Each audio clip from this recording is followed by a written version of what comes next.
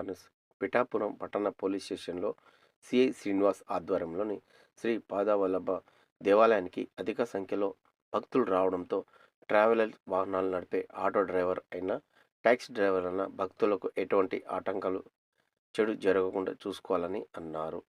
అలాగనే ప్రతి డ్రైవర్కి వాహనాలు సంబంధించిన లైసెన్స్ మరియు ట్రాఫిక్ రూల్స్ అవగాహన సదస్సును నిర్వహించారు.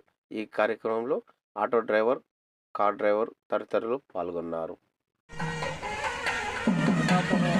టౌన్ పోలీస్ స్టేషన్ పరిధిలోని శ్రీపాద శ్రీవల్లభ శ్రీ గురు దత్తాత్రేయుడు విధంగా ఆటో స్టాండ్ వారికి అలాగే ట్యాక్సీ స్టాండ్ వారికి కూడా వీళ్ళకి కౌన్సిలింగ్ అన్నీ కూడా నిర్వహించి వాళ్ళ దగ్గర రికార్డ్స్ అన్నీ ఉన్నాయా లేవా, తర్వాత లైసెన్స్ ఉన్నాయా లేదా, తర్వాత పాసింజర్స్